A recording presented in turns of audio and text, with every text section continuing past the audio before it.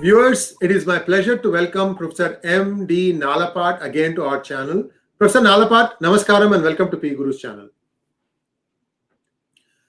Professor Nalapat, I read with interest your article in today's Sunday Guardian about how India can make a 1971 and not a 1962, which was the experience that India had suffered a defeat at the hands of China. And it was a very interesting article. You touched upon a lot of topics. I would like to kind of ask you a few questions based on what has been transpiring outside of what you've written. I mean, for viewers' benefit, one of the things that I'd like to place on record here is PGurus, Professor Nalapat, and a few others were warning that the Chinese were amassing from April 2 onwards. There was an article that PGurus wrote. There's been several articles that Professor Nalapat wrote. So it was something that everybody knew, except the establishment was somehow, seeking advice from another country, and that country told them the Chinese are going to come to the edge of the LAC and then stop there. That did not happen.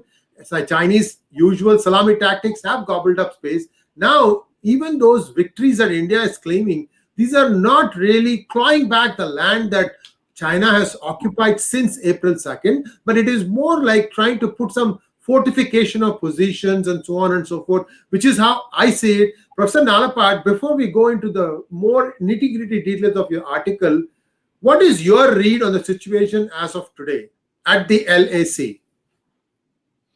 Well, I'd like to say, Sri, that in terms of what has happened this year, and it's been a pretty awful year for the whole world because of the fact that, one, you had absolutely, without any limit, people were flying out of Wuhan, out of Hubei, even after COVID had spread all over the place. And while they were not allowed to go to many parts of China, the international airlines and the domestic immigration authorities in multiple countries, of which I must say North Korea was not one. North Korea shut down the door to China very early, but a lot of other countries allowed people to come in from Wuhan, from Hubei, long after it was safe to do so. And as a consequence, what should have been a pandemic controlled in a small area spread across the world. So, from that time, I would say two things are there. One is that, look, as you correctly said, I mean, so some of us got this information in the middle of April that the Chinese are massing troops on a particular frontier, and they're massing in a scale which leads to the deduction that they're planning to move in. So, and unfortunately, I think the protocols and the counteraction were lacking. With the consequence, they came in on the 4th or 5th of May. They came in, and they moved some time. By around the 15th of May, we had changed our protocol sufficiently to enable them, for the military to meet them in force, and thereafter the Chinese slowed down considerably. Now, that was good. The protocol was changed. I wish it were changed on 15th of April. It was changed on 15th of May. Subsequently, you know what happened in the Galwan Valley. 20 of our soldiers died. I mean, every one of these lives is irreplaceable. Every one of these lives is a national tragedy. 20 of them died. Now, on the 29th of August, there was again a change in protocol. And India moved ahead in a much more proactive way. The Indian Armed Forces moved ahead in a very proactive way. If those protocols had been in place before Galwan need not have taken place. Those lives would have been saved, and in fact, the overall ground situation of India could have been much better. So anyway, better late than never. So the reality is, Sri, we have to understand what the Chinese are up to and have protocols to face up to what they're up to. And if we do that, I can tell you, we will be more than a match for them. The protocols that were introduced on the 15th of May, those protocols were helped in slowing them down significantly. The protocols that were introduced on the 29th of August was very important in ensuring that the Indian position was reinforced. So the the absence of those protocols indicates a misreading of Chinese intentions, frankly. And this is the problem. You can have all the data in the world, but if you can't connect the dots, you have a problem. I mean, frankly, in the United States, that problem is there. You have so much of data, and you draw the wrong conclusions from that. I mean, let me go back, in history, and that not very long ago, in 2013, you remember an article of mine about the deaths of Indian scientists and technologists and those associated with the nuclear and space program. Yes. Nearly 24 of them. And, every one of them, as I investigated, I was tipped off, frankly, by certain individuals whom I respect. I'm not going to name where they come from or whatever it is. I build long-standing relationships, including with you, and those relationships ensure, I think, to my mind, a certain degree of credibility to what I am being told. I was informed that 2 particular countries had been responsible for this killing of Indian scientists, technologists, and others connected with the nuclear and space program. I promised my sources that I'm never going to reveal the names of these countries, and I'm never going to do that because when you keep an agreement with the source, you have to keep an agreement. 2 identified countries. After that, I started working on these so-called suicides. We had, in our Department of Manipal, this geopolitics department, there are some brilliant youngsters, and they were of immense help. And in many of these cases, almost in all of these cases, the murders were unsolved. Secondly, you had people who were without any psychological problem, without much of a history of family problems or financial problem, suddenly, quote unquote, committing suicide. You had houses being burgled and they being killed, but nothing of value taken from the houses. But every one of them was analyzed independently as a police case. And the police being the police, well, they registered a case that we don't know who was responsible. It's, of course, a murder or a suicide or an accidental death, but we don't know who's responsible for the murder. So, I mean, this is the problem with India also. The dots were not connected. So the Sunday Guardian article, I connected the dots. And after that, I'm happy to say the number of such deaths came down to almost 0. I think 5 or 6 years later, there was 1 death. Barring that, none other. So the problem is, Sri, not data. The problem is connecting the dots. And I think there's been a fundamental misreading of Chinese intentions.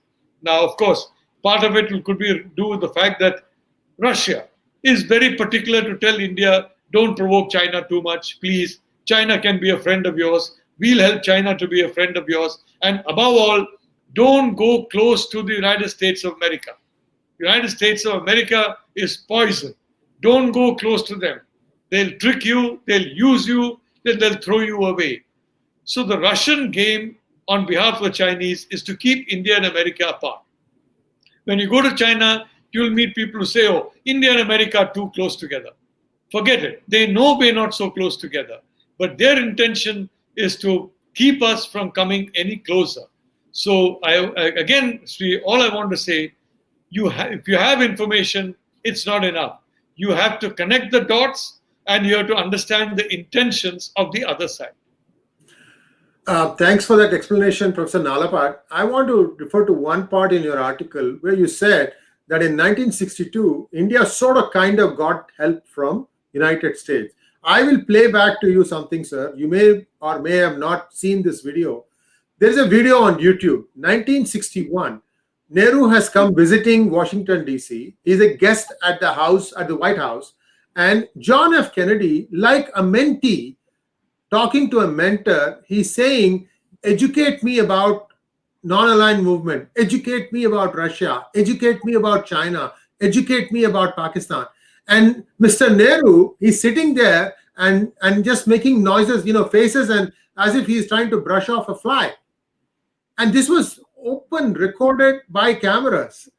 And then 6 months later, he's crying and he's saying, send me planes, send me bombs. These guys are attacking us. He had completely lost his credibility. You cannot be that up and mighty one day, 6 months later, you are going back to America and saying, please help me, I don't know how to defend myself. This is exactly what happened in 1962. So I don't know what it is that India thinks that their relationship with the US should be. As far as I can see, having lived half my life in India and half my life in US is very transactional. I give you something, I get something back from you. We have a shake hands on the deal, and we move on. And how many times has India, even Mr. Modi, promised a few things only to come back home and nothing happens? Well, I'd like to make a simple point, and that is that Prime Minister Nehru was the godfather of the non-aligned movement. He put a lot of effort into the non-aligned movement. A lot of Indian interests are sacrificed, including a possible permanent membership of the UN Security Council, including, for example, the whole of Balochistan at one time was available. At least Gwadar was available. It was not taken. Nepal was, frankly, the Ranas wanted to integrate Nepal with India. It was not done. A lot of sacrifices were made by India for the non-aligned movement. Well, when 1962 happened, guess how many countries in the non-aligned movement supported India? Zero. Zero. The net result in a crisis of Nehru's brilliant diplomacy over 15 years was zero.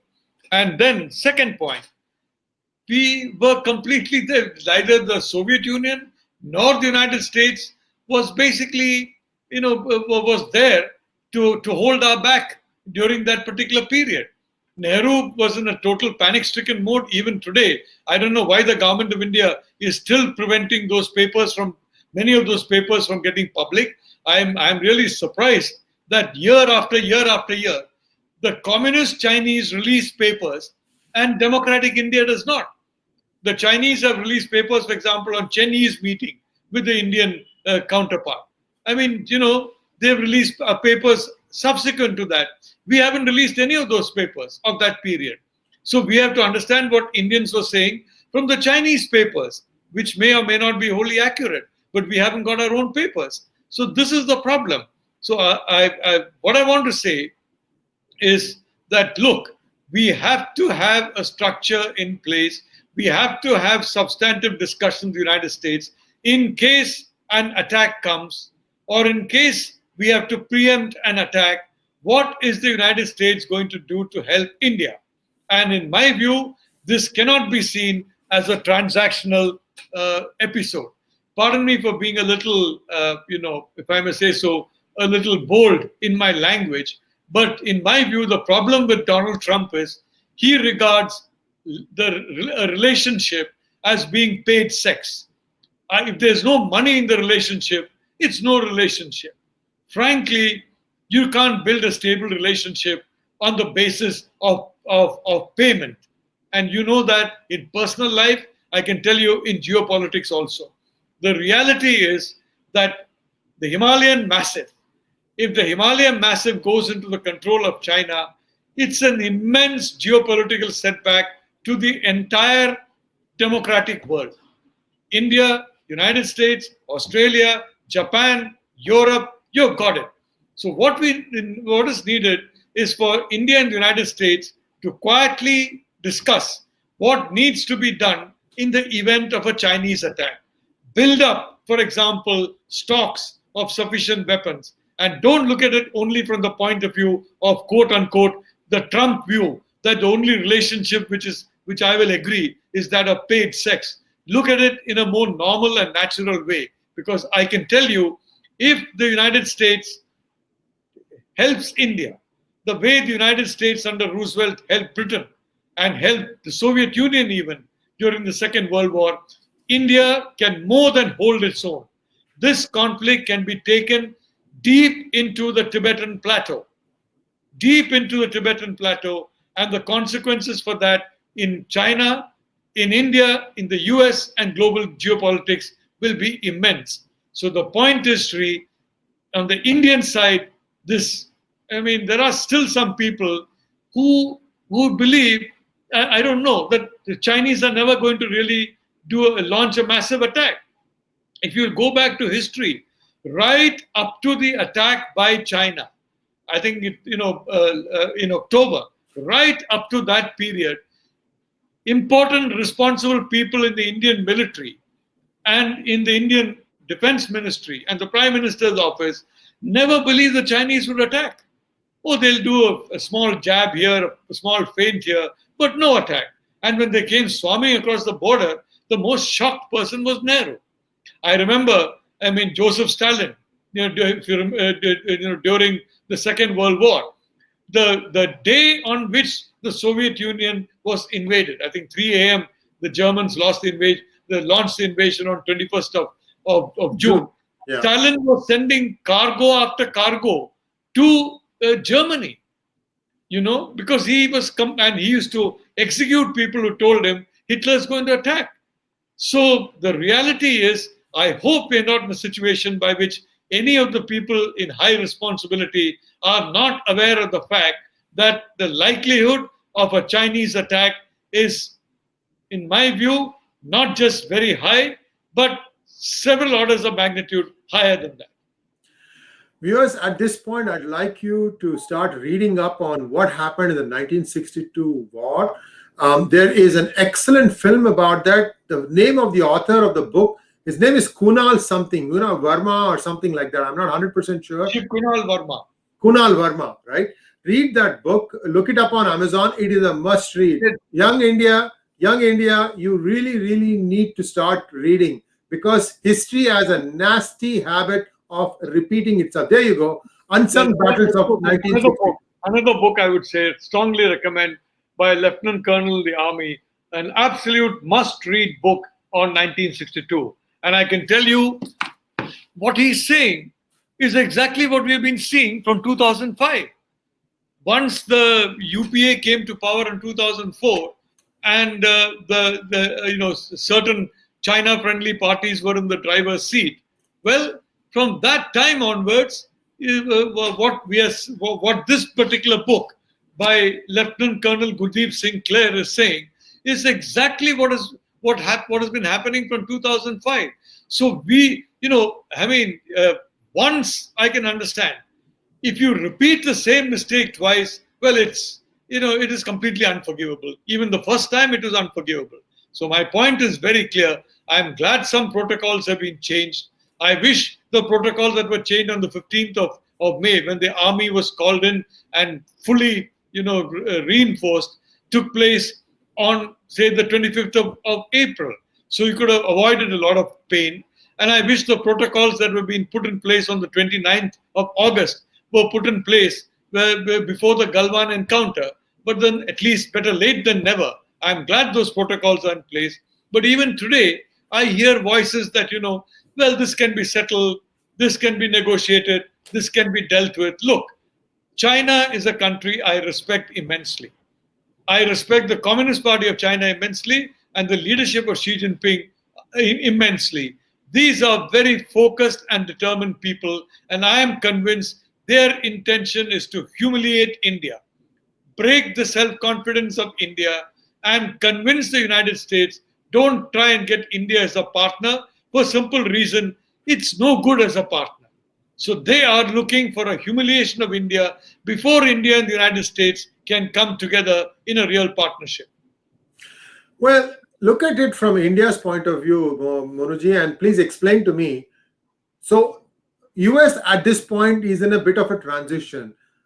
Trump has a fight on his hands. The new deals that Israel has signed with Sudan, Bahrain, and before that UAE is going to help him, because that would show him as a very strong foreign policy person. Likewise, his taking China on is also viewed as a strong foreign policy person. But domestically, he has a problem because he's being perceived as being not very good at managing the COVID crisis. You saw the Bob Woodward leak, that book came out 2 days ago. Very, very uncomplimentary, unflattering view of Donald Trump. So right now in US, until November 3rd, which is when the elections are going to be held, we're going to have a stand of, not much, except maybe just taking care of the most urgent, most important things. As far as India is concerned, in the interim, India doesn't have that problem. Modi's clear mandate now to take India forward. So in my opinion, some of the chess pieces could be moved by India, which would make it easy for either Trump or Biden to take it forward? What are those moves that you think India should be doing? Well, the first thing is, frankly, to move ahead and formalize the Quad, and India should take a leadership role in that. Look, there's no point in saying that, oh, I am ready for a one night stand or a live in relationship, but I'm not even ready for an engagement. There's no point in saying that. The reality is that if you want substantive help, there has got to be a formalization of the Quad. And so far, I've gone to Washington, I've gone to Tokyo. The view there is very clear. It's New Delhi that's dragging its feet on the formalization. If that is the case, it's a mistake. It should be reversed. That's the first point. Second point, there need to be private discussions with the Americans on what exactly India needs to ensure that the armed forces are fully prepared. And in this, I would like to say, there needs to be an expansion in supplies on terms that are, frankly, affordable by India. I mean, and this is again what I'm saying, if everything is looked at in the point of view of dollars and cents, well, then it's meaningless. You're not really doing anything at all, because the geopolitical benefit of India prevailing over China in a contest for the Himalayas, I can tell you, will be in the trillions and trillions of dollars. So let's not be penny wise and pound foolish here. If India is assisted, India needs to, one, formalize the Quad to show its serious intent. India needs to signal that it's part of the alliance. Now, for example, I find that we are talking in terms of supply chains moving from China coming to India. Yogi Adityanath has been very active in that. Some other people have been active in that. But the reality is, unless you come straight forward and say that, look, we are on this side, who's going to come to you? Vietnam is plainly on not on the side of China. India still says, oh, well, we have this India, China, US Russia meeting. Today we are meeting with Moscow. Tomorrow we are meeting the Chinese. Look, you have to be very clear that you're taking a side. If you're clear you're taking a side, then there is no geopolitical doubt about your intentions. There's less geopolitical risk. And if you want to attract investment, there has to be a minimum geopolitical risk. The risk is not conflict. The risk is a conflict in which we are not prepared. And unless we work out clear protocols with our security partners as to what everybody needs to do in the advent of a kinetic attack by China in any theater, and what the other partners will do to assist, well, then we have no alliance at all. So, I don't see any sign that this is happening. I hope this is happening. But if it's not happening, I can tell you it is a mistake. And that's why I wrote today, Prime Minister Modi has the choice of either being 62 or 71. And the difference between 62 and 71 was, in 71, Durga Prasad Dhar. He is a friend of my grandfather's. I was very young at that time, and therefore he used to, because, as the grandson of B.M. Nair, he was very, warm and cordial to me. He pushed through this Indo-Soviet pact. And in Indira Gandhi's bureaucracy, many people completely opposed it. Finally, Indira Gandhi came on his side. Thank God for that. That pact, I can tell you, made the difference. It kept China out of the war. And today we need a pact with the United States through the Quad or directly. And that pact will ensure either that China keeps the peace or that we will prevail if China remains aggressive. So this is the point. Prime Minister Modi has the option of either repeating 62 or 71. And those of us like you and me who admire him are quite confident that he will choose the 71 option and go ahead with a pact with the United States and with the Quad. And I think, in my opinion, I'm sure you will agree with me, if he has something concrete that he would like to push through with the United States, he would probably do that thing in the next few weeks rather than after the beginning of next year, because that will be a lot of time spent, and until Jan 20th or so, the new government is not going to take place, and there'll be a lot of valuable time lost. Let's hope that something happens very quickly here. And Professor Nalapat, This was a fascinating discussion. No, I want to make a small addition. Please go ahead. Please go ahead. But look, American public opinion, the American military, the American intelligence services, they're all aware of what Xi Jinping's plans are. I mean, I've written it multiple times in Sunday Guardian, the reset of the dollar, moving and capturing supply chains. They know it's an existential battle, as much of an existential battle as was the battle between the USSR and the United States. This is also an existential battle between two systems and two superpowers. I can tell you that. So, look, there is a lot of talk about Hunter Biden having a lot of compromat on him. That's a fact. There's a lot of, and there are many people in the Biden camp who are hardcore Atlanticists, who don't know mathematics and who don't understand that Asia is now thrice as important as Europe, and who are still, in a sense, I mean, I would like to say, if I may say so, closet Europeanist. They don't advertise their Europeanism in public, but they're closet Europeanists. That eventually the Europeans and us must come together. And even where the Indo-Pacific is concerned, all the Europeans must come along with us. Well, they came in Iraq, they came in Libya, they came in Afghanistan, and guess what happened? The Americans have lost everywhere. I mean, Donald Trump has signed a surrender deal with the Taliban. Let's be honest about that. So the reality is, Sri, that look, the fact is, if Joe Biden wants to commit political harakiri for the Democratic Party and himself, he will ignore the fact that the world's most populous democracy is engaged in a military battle with China and sit on the sidelines, or he will get involved. In my view, he will have to get involved. Well, let's see how it plays out, Monuji. And I know for a fact that the Republican side isn't exactly clean either. Mitch McConnell's wife, Elaine Chao, some of her very close relatives are on the board of Bank of China. And so there is, both sides have, strong, deep links with China. And whatever happens, either way, there is going to be some compromise made. Everything, just like in India, is not what it seems. US politics are also just as clear as mud as what, any politics in these democracies are. But still, democracy is the best form of governance, be that as it may. But thank you very much for taking your time out of your valuable schedule to share your thoughts with us. And we'll be back with more such interesting conversations. Namaskaram.